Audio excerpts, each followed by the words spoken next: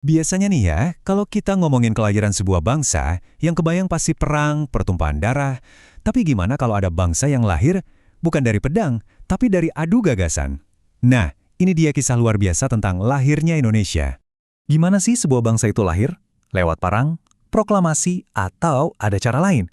Kelihatannya pertanyaannya simpel ya, tapi jawabannya, khususnya buat Indonesia, wah, jauh lebih rumit dan seru dari yang kita kira. Ini adalah kisah tentang ide-ide besar yang membentuk takdir kita. Jadi jauh sebelum ada bambu runcing dan perang kemerdekaan, ada perang yang lain duluan, perang gagasan. Bayangin deh, di awal abad ke-20, kepulauan kita ini jadi kayak arena, tempat ide-ide besar dari seluruh dunia datang dan beradu. Masing-masing nawarin jawaban buat satu pertanyaan paling penting. Gimana caranya kita bisa merdeka? Oke, sekarang kita bedah lebih dalam ya. Biar kita ngerti solusi-solusi yang muncul, kita harus paham dulu dong, masalahnya apa sih? Dan ini bukan cuma soal dijajah loh, masalahnya lebih dalam dari itu. Kondisinya waktu itu benar-benar kejepit dari semua sisi. Dari luar, jelas, ada cengkraman kolonialisme, ekonomi kita dieksploitasi habis-habisan. Tapi dari dalam juga nggak kalah parah. Ada yang namanya kejumudan, semacam stagnasi pemikiran, pasrah gitu aja, yang bikin susah maju. Belum lagi, kita sendiri terpecah belah antar suku, antar kelompok. Nah, di tengah krisis yang serba pelik ini, muncullah dua gagasan besar dari luar. Dua resep yang nawarin jalan keluar. Tujuannya sama, melawan penjajah. Tapi caranya beda banget. Jawaban pertama datang dari dunia Islam. Coba bayangin sebuah ide yang bilang gini, lupain dulu deh batas negara buatan penjajah. Identitas kita yang paling hakiki itu ya sebagai sesama muslim. Nah, inilah pan-islamisme. Semacam seruan solidaritas global, sebuah persaudaraan raksasa untuk melawan penindasan barat. Nah, yang keren dari pan-islamisme ini, solusinya tuh dua arah. Ada Wahdatul Islamiyah atau Persatuan Islam, ini strategi politiknya. Terus ada Tajdid atau pembaharuan, ini strategi intelektualnya. Tujuannya buat apa? Ya buat melawan kejumudan tadi, biar pemikiran Islam bisa relevan lagi sama zaman modern. Dan tokoh di balik ide cemerlang ini adalah Jamaluddin Al-Afghani. Dia percaya banget kalau persatuan yang didasari iman itu kekuatan paling dahsyat buat ngelawan imperialisme. Dan visinya ini, menginspirasi jutaan orang di seluruh dunia, termasuk ya di Nusantara. Terus, datanglah ide tandingan. Ide ini lahir dari revolusi di Eropa, nasionalisme. Nah, ini nawarin dasar persatuan yang, beda total.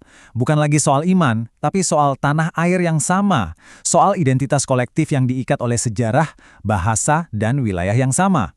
Dari sinilah benih-benih gagasan Indonesia sebagai satu bangsa mulai tumbuh. Tapi tunggu dulu, ceritanya belum selesai. Ada satu lagi ide yang masuk, dan ini yang paling radikal dari semuanya. Ide ini nggak cuma mau ngelawan penjajahnya, tapi juga sistem ekonomi yang mereka bawa. Namanya sosialisme.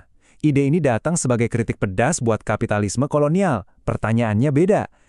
Kita kerja keras banting tulang, yang untung siapa sih sebenarnya?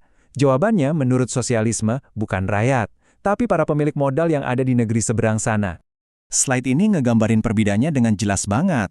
Kalau kapitalisme itu kayak piramida, yang di puncak cuma sedikit, nah sosialisme ini tujuannya mau ngeratain piramida itu. Fokusnya digeser, bukan lagi keuntungan pribadi, tapi kesejahteraan bersama, buat kaum pekerja atau yang disebut kaum proletar.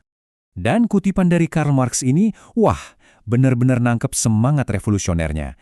Ini bukan ajakan bersatu karena iman atau tanah air, tapi karena kelas ekonomi. Sebuah ide yang luar biasa kuat dan berpengaruh pada masanya. Oke, jadi kita punya 3 ide raksasa nih. Pan-islamisme, nasionalisme, dan sosialisme. Terus, di mana mereka semua ketemu? Di mana mereka beradu dan bahkan menyatu? Jawabannya ada di satu organisasi yang fenomenal banget, Sarekat Islam. Coba deh perhatiin seberapa cepat transformasinya. Dalam waktu kurang dari 10 tahun, sebuah serikat dagang lokal meledak jadi organisasi politik terbesar di Hindia Belanda. Anggotanya jutaan. Ini lompatan yang gila-gilaan, benar-benar luar biasa. Nah, ini dia poin kuncinya. Di bawah komando HOS Cokro Aminoto, Sarekat Islam melakukan sesuatu yang jenius banget. Mereka nggak milih, kita pan-islamisme aja, atau nasionalisme aja deh. Enggak, mereka malah ngegabungin keduanya. Mereka bilang, kita ini satu karena iman kita sama, dan karena kita punya tanah air yang sama. Cokro Aminoto ini berhasil meramu dua identitas kuat ini, jadi satu gerakan anti-kolonial yang super dahsyat. Inilah formula kemenangan yang bikin jutaan orang mau gabung dalam perjuangan menuntut Zelfbestuur alias pemerintahan sendiri. Terus, gimana kelanjutannya? Apa warisan dari benturan ideologi yang intens ini? Nah, sekarang kita lihat gimana semua ini ngebangun fondasi Indonesia di masa depan. Lihat deh seberapa cepat semua ini terjadi. Cuma dalam 1 dekade, peta politik berubah total. Dari cuma serikat dagang, jadi raksasa politik. Terus masuk ideologi Marxis yang nantinya bakal mengubah alur permainan selamanya. Tapi ya, seperti yang sering terjadi, koalisi besar yang bersatu karena punya musuh bersama, yaitu penjajah, mulai retak. Begitu mereka ngomongin detail, nanti negara merdeka kita mau kayak gimana sih? Nah, disitulah perbedaan ideologi jadi terlalu besar buat disatukan lagi. Dan dari perpecahan inilah lahir 3 aliran utama politik Indonesia yang bahkan jejaknya masih bisa kita lihat sampai hari ini. Ada yang religius nasionalis, ada yang sekular nasionalis, ada juga yang sosialis/komunis.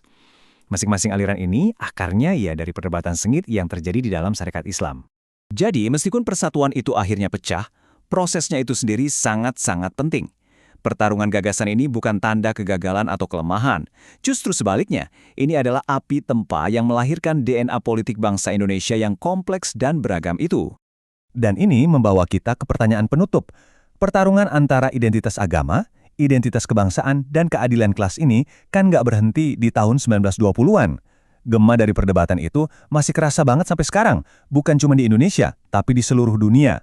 Sesuatu yang menarik banget buat kita renungkan ya kan?